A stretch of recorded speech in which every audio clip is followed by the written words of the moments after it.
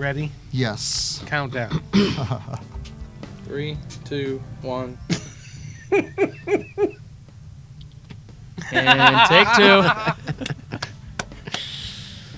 love you, John Abatecola. There's a song about him. Just put him on mute for right now. All right, ready, rock and roll. Let's do this. Somebody look at me and say that beautiful number that I like. And let's make this one fly. Clock is going right now. Hang on. 3, 2, 1. Hey everybody, this is the Ken Patterson What's Neat This Week podcast. We've got Daniel Coombs, Joshua Barton, Ken Patterson, Mike Budde, and of course me on the TV. We're going to talk about trains, model trains, and everything to do with trains. Let's get started. Sounds good. That's good. The What's Neat This Week video podcast is supported by enthusiastic model railroaders just like you. Additional support is provided by Athearn Trains. Check out all their new monthly announcements at athearn.com. And by Bachmann Trains. Now that's the way to run a railroad. Check out their website at bachmanntrains.com. Further support is provided by the NCE Corporation, the power of DCC. Visit their website at ncedcc.com. And thank you for supporting the What's Neat This Week podcast.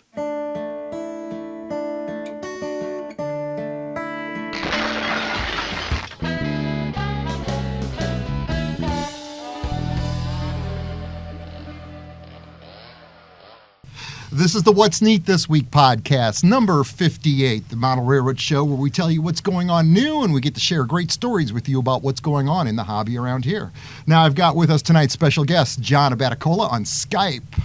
I've got Michael Budde here. I love it when Mike's here. Joshua Sugarfire Barton sitting next to me over here. And look at this. Here's our favorite, Daniel. We've been going through Daniel withdrawals. I'm back. Welcome back, Daniel. Yes. Glad to be back in my old stopping grounds. Yeah. Now, John, isn't it great to have Daniel sitting on the same floor with you? There's the youth right here. That's right. Yeah, this feels like some kind of a throwback show here. What's going on? I've been put into a time warp. We're getting the band back together, man. The show changes every week. There's no such thing as one type of a show. Every week it's different. It's kind of nice. It's like the special at the restaurant changes all the time, doesn't it, Joshua? Every single day. I love it when But that it's a happens. good restaurant, so it's always good. That's right. Now, John, you said that in that interview that we did last week with Kathy Millett was one of the best ones that you had seen, and I do agree with that. That woman was very intelligent. Gosh, she could build anything. She could build anything, John. Yeah, I really liked that one. I see she's got a brand new video on her YouTube site. I just saw that a few minutes ago during show prep on winter modeling. So check that out at Kathy Millett's YouTube channel. Guys, what did you think about that, Joshua? You saw that interview. What's your opinions on that? I thought it was a great interview, and it made me want to go on YouTube and look for the actual show. And I've watched a few episodes, and wow, that is just amazing what they do and how different it is from the modelers in Europe from the modelers here in the States. It is amazing. Mm-hmm. It is absolutely amazing. Just the fact that I could just imagine her place with all the models all over it. It's like, it would be just like this. That's right. It was amazing to it's just, what a great interview that was. Daniel, did you catch any of that this week, or have you been working so much? Tell me what's going on, brother. Everybody misses you. What have you been up to? Oh, a lot of things. Well, unfortunately, my phone got glitched out today. I dropped it in a mop bucket, so I don't have any B-roll stuff to show. But if you go to my YouTube channel, I posted actually, I think, 2 more videos. You screenshot What are they videos about? Trains. What'd you do? One, DCC install, and then one I caught a manifest BNSF on the River Sub here in St. Louis. Wow. And also I went to the Oliver C. Joseph Holiday Open House with my St. Louis Live Steamers Model Railroad Club. We had a small high solar sitting on top of a table. There was a good attendee, I think, of 1,000 people. And this year, Brad had a raffle to win a new Lionel train set, which I think about 200 people or more raffled in, but only one person won.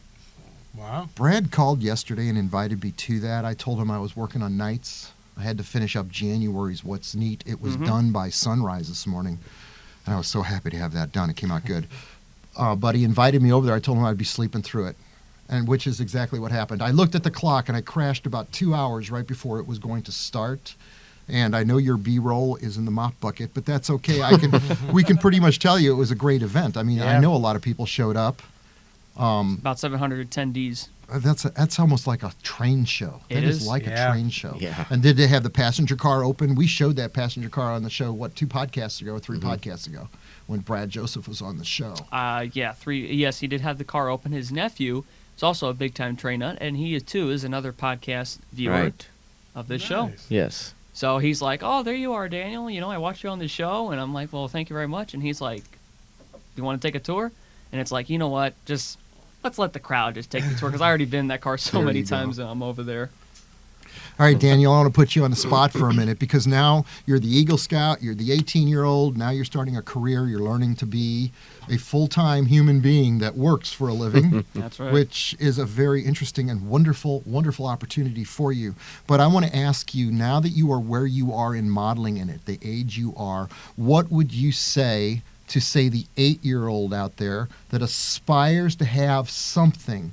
I know you wanted to have something when you were 8. Now that you've done it and you're looking back, what would you say to the 8-year-old or 7-year-old out there that wants to start something? Well, that's going to be kind of, when I started out is basically, going back 3 years old, Thomas and Friends on the television show, the Channel 9 KETC news Yeah. station here, and their PBS Kids program. That's what got me kind of into it. And then my dad built us a little wooden table where we have the, the little wooden Thomas. You run around the tracks. 6 years old, Santa Claus comes, brings me my first Athearn train set. And 4x8 sheet of plywood, Bachmann Easy Track, and control panel with lights so I can turn off the room lights and make a night scene or something like that. And then I moved houses and again got the layout to where my current layout, which is a 5x10 with DCC on it. I would say just start off with something small. Don't expect to go right to the more advanced products. Like I can remember, I've had some errors here and there building this layout, and it really, looking back now, I think, why did I do that? But you look to it later, and it's like, I can fix it, make it better. So you wouldn't build a module. Would this be a circle of track type of a thing to start with? Yes, circle of track. I just wouldn't build modules, because if I build modules and then, granted, they are portable, so you could take them out. Let's say you got to clean underneath the layout or something. I can understand that, but to me, it's like, just leave it intact and leave it the way it is. If I want to change it, I can change it. What I Yeah. hear him saying is that when you're 8 years old, you have limited what you even have to work with. Right. Yeah. Right. So it's not like you can say, well, gee, Ken, if I was 8, I would do it this way, because back when you were 8, you didn't have everything at your disposal to do what maybe your dreams may have wanted you to do. Is that kind of what I hear a little? Yeah, sort of. I don't know how that just came Well, out. and every person that builds a layout will evolve in their mind to the next layout. That's why you see people that have had 10 layouts in their lifetime. The first one had ideas that weren't thought out, but the more that they go, the more thought out they are, the more things they want to incorporate into it. I mean, that's how you get these amazing layouts, Yeah. Eric Bruman didn't build the one layout and have it just perfect. I'm sure he built multiple layouts to get to this fruition of it. Mike, Yeah. what would you say to that? If you were telling your youthful self, here's Mike, he's 14 years old, what Mikey, would you little tell Mike- yourself? little Mikey. Knowing what you know now, you've got a big layout in your home. Pay a lot closer to attention to your track work when you start. That's where, for a beginner, the Bachmann Easy Track might really be the way to go, because it eliminates a lot of errors with the way it fits together and up and down and everything. So that's where a lot of my frustration came when I was younger, with the horn hook couplers and the brass track. So, and most kids probably, rather than building a module, they want to see their trains run. So you would almost Right. have to build a circle. Right. If you're going to have a 4x8. Permanent bench work. Yeah. And that'll evolve from there. You Right, know? You'll right. want to have a turnout and a siding and Yes. just boom. Mm-hmm. I wouldn't So- have built a module either when I was Yeah, I don't think anybody junior really high. did. Junior. Yeah. I got my Tyco circle of track too. If I had a straight back and forth, I might have gotten bored with it. Yeah. Mm-hmm. So wow, that was tough. It was just, John, now you haven't built a layout yet, or at least you're going to build something. What do you think you're going to do to start out with? Are you going to build a module? Or are you going to lay a circle of track? I'm going to build a module. I have the bench work or a bench of a module with legs and everything already sitting here. I just have to get the time to work on it and to learn, how to put scenery and all that kind of stuff on it. And my purpose is a little bit different. I mean, I want to look at something that I can take pictures on or do a video of something running around. So I might even do one side as HO and the other side as N and try to economize that way, and then just turn it around, and I can put it out here and get some nice direct sun shots. I like that. So that's my intention. That's great. Dude, man, your first outdoor photograph you do, would you sign it and send it to me? Because me that'll too. be a happy day when you do that. That's going to be awesome. Yeah, Now- I've already done some. So it's Mike, okay. And the bus already left the station. So The it should be train already it should left be in the mail station. soon. checks in the mail. Mikey, you got some cars here tonight, and everybody loves it when you do the car segment. Yeah. Well, first of all, I've got this Southern box car that is a modified Athearn Pullman Standard 60-foot auto parts car, but it's made to look like the Southern cars from the early 60s. And the Glorcraft had a kit of this car, and that's where the decals came from. And I knew that I would never get the wood to look as good as the models came out, because it's a wooden Craftsman kit. So Wow. I just put that off. Wow. Hold to the on. side. Hold on. Did you say that's wood? No, that is not. Oh. That I knew I would These never guys get are it to all look like that. Okay. So what I did was I took the Athearn car and I cast the Glorcraft metal ends. That was the main difference between the Southern cars. Okay. So I replaced the ends. Then I had to respace the wheel spacing on it. They were moving 2 feet out, so I had to change the side sill. Then it had different doors also. They had a different prototype. So I did a lot of work on that, but then I kind of ruined it because the decals have one more layer of paint on them. I was afraid the decals would disintegrate because they were almost 50 years old, so I sprayed them with clear paint first, and now every layer of dull coat I put on there raises it up, makes it look worse. So I don't know. I have another kit, so I may just do another one since I have the ends cast. But as far as the vehicles go, the 2 station wagons are just conversions of classic Metalworks Chevy, 58 Chevy, and the, I think, 77, 78 Chevrolet. That looks great. I changed them into station wagons. And then the 2 other Mopac trucks are Trident models that I modified by putting the dump bed on one of them and changing the wheels out. The other one, I have a scratch-built lift on the back. The stake bed has a scratch-built lift. And I still have some work to do on those. I'm going to put Plano mirrors on them, but I'm waiting on those from Keith Hapes at Plano. But speaking of mirrors, those 2 Ford trucks, the Atlas 73 Fords, Plano has a really nice detail set specifically for that truck. It includes several types of mirrors, radio antennas, rain window gutters, bed rails, 2 different kinds of wheel covers. You can see that in the B-roll, but it's a very nice set of details all on one sheet that can really dress up those Atlas trucks. So other than that, I've been working on some more telephone trucks. I don't know if I'll have anything done by next weekend, but I'll keep plugging away. We are doing a show next week. Next week is the 15th. That will be Michelle Kempema will be on the show next week from the Colorado Model Railroad Museum. And I think we've got also a special guest, a military modeler, coming next week. So look forward to that. I want to thank Athearn Trains for sponsoring the What's Neat This Week podcast. They've got a brand new re-release being issued, the 4141 George Bush 41 locomotive. This is the SD70 ACE locomotive. This is going to come in that beautiful paint scheme that looks just like Air Force One, and this model is going to come with brand new the LED lights. So both in the ditch lights and the headlights will be lit real bright with great lights. So that was the announcement from Athearn, and in fact they've got a photograph I got on the screen roll right here of Mr. Bush in the cab of the locomotive. What an amazing photograph. He drove that Yes. prototype engine when it was I heard that. released. Right. That is so cool.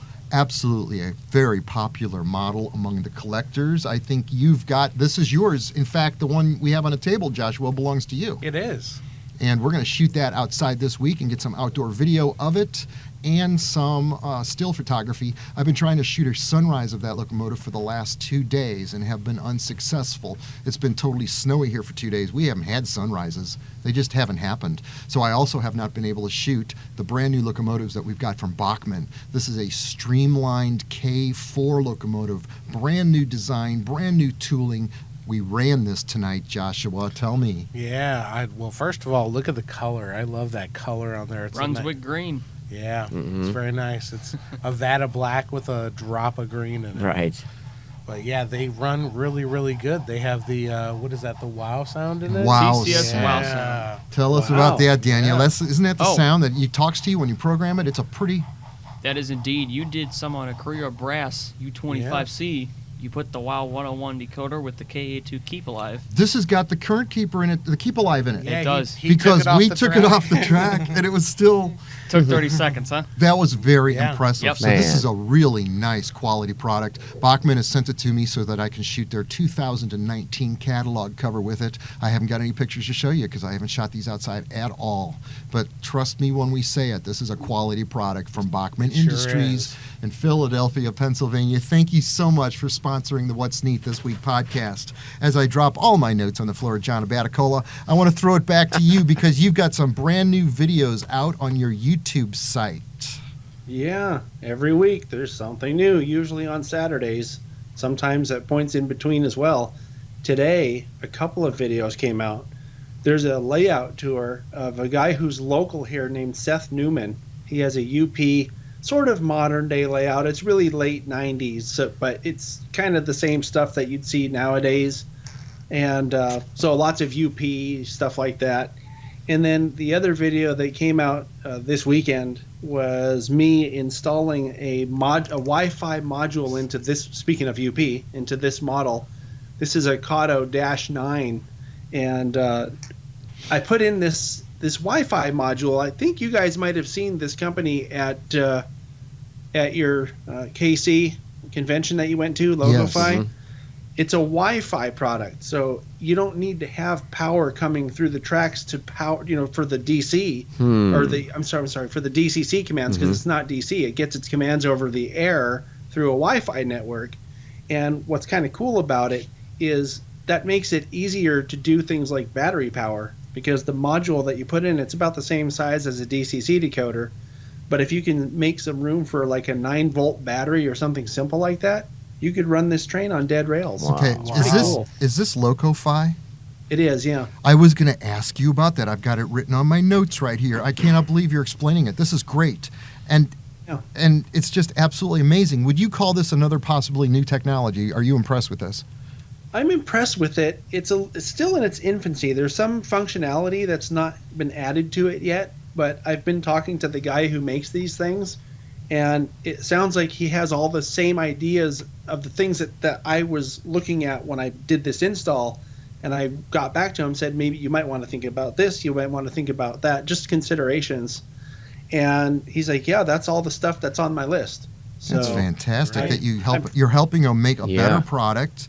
You're Yeah. essentially a test bed for him, and that video can be seen on your YouTube site. Tell us what YouTube site that is, John. Or just TSG Multimedia. Yeah, I think most of the people that watch your show also watch my channel. If they don't, they're welcome to come over anytime. There's a lot of really good content on there. And yeah, I mean, I focus on production quality and trying to make sure you can hear and see everything. So that's kind of my thing. Your production values are very good. You're using good equipment, and in fact, you've always got a lot of tips for me. You told me that last week's show with Kathy Millett was one of the best ones we produced, and I got to tell you, it was wonderful in that it only took 6 hours to edit that one. I love that, the way that one came out. Isn't it funny too? It's ironic how something that good could be that quick to edit, But I think you're onto something. And which is she's going to not be have on to some- add a bunch of those, extra B-roll and stuff, because there wasn't a lot of that, and I think that might have been the key. she wants to be on some more, and I really appreciate it. Just what a great gal, what a very informative individual. Lots of experience right there.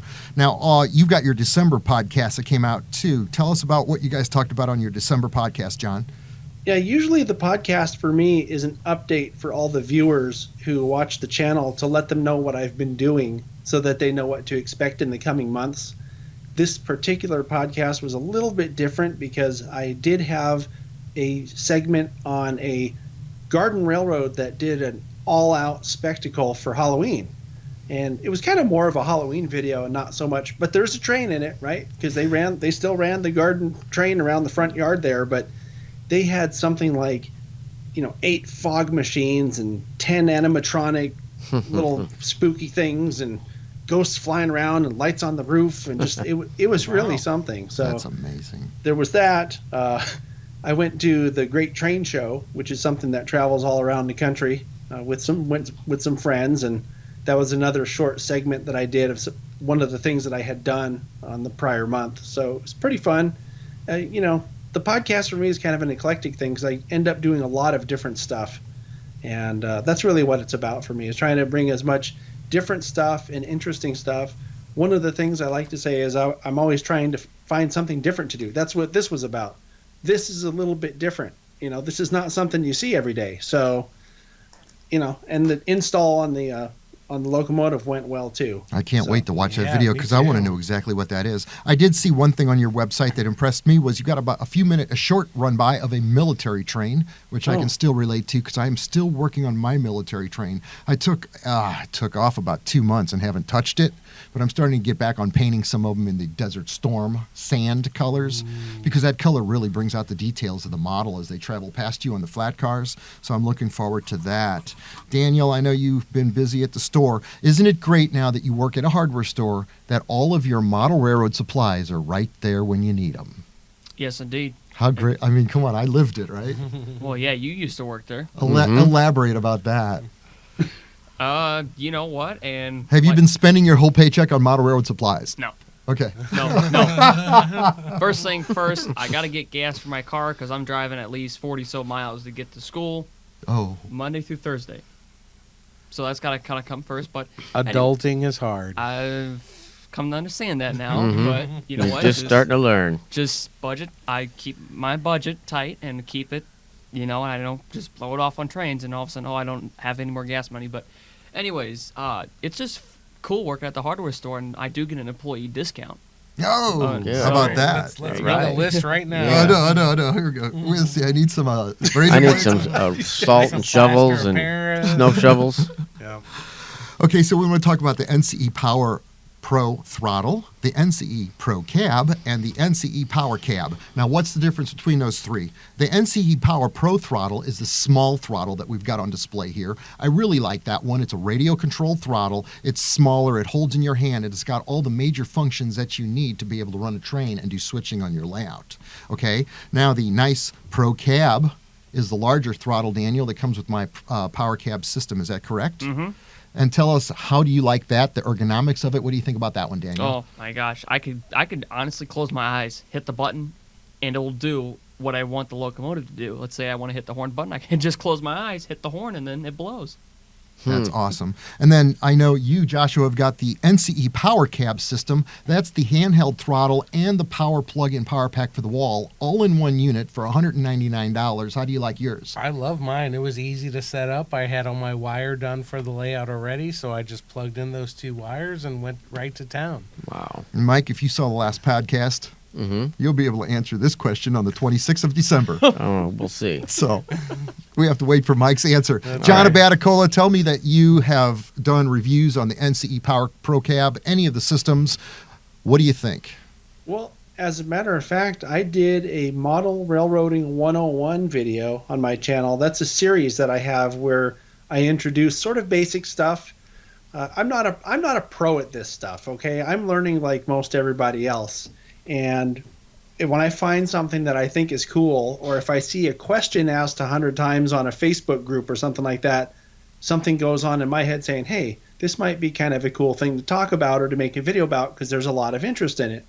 So the one I'm talking about was DCC control systems. Which one not which one is better, but it was a comparison between Digitrax and NCE because those are kind of the two big players, right? The front runners. So I have used both.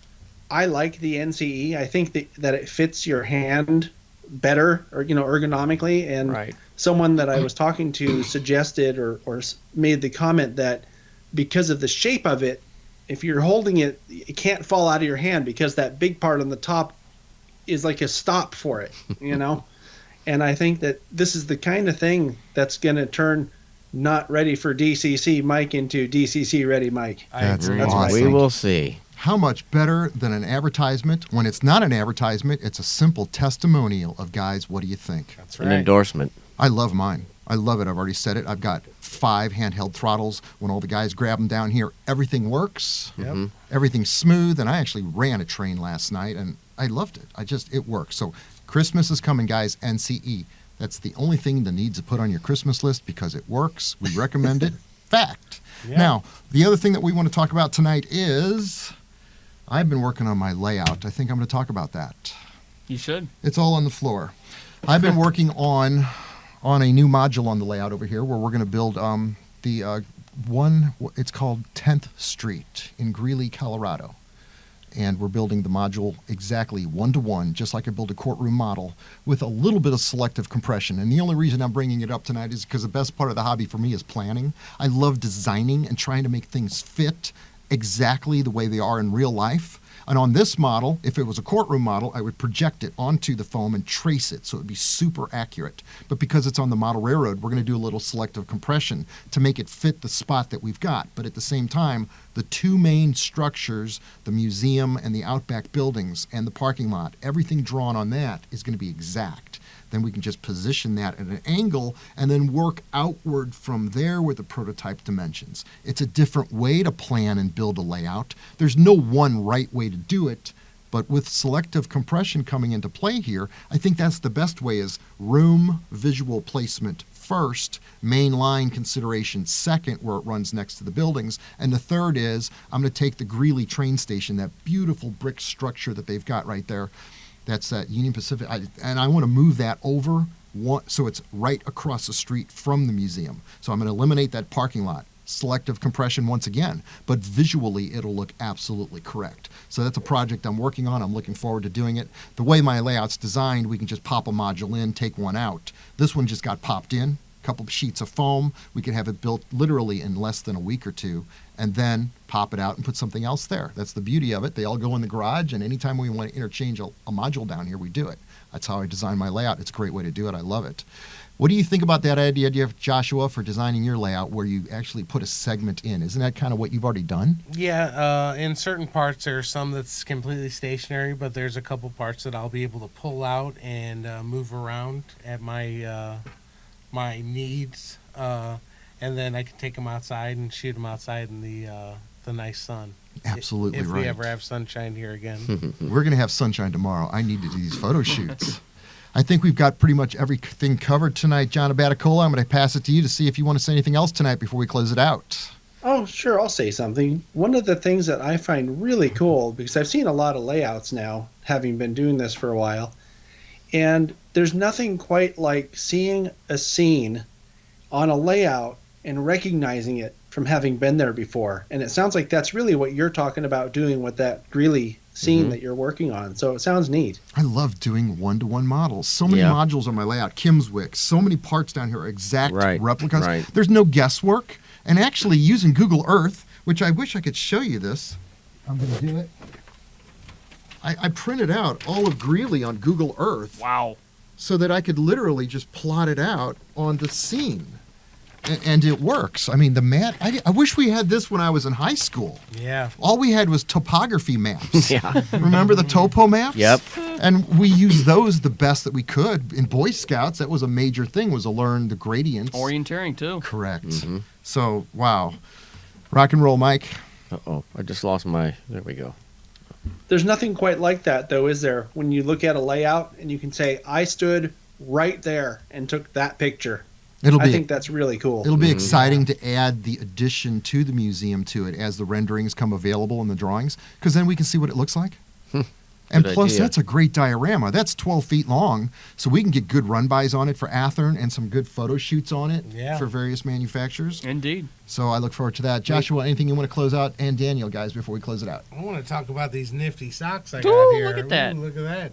You can visit our website at teespring/stores/ What's neat this week? WNTW Ken Patterson. So check us out. We'll put it right down here and get you some swag. Right there.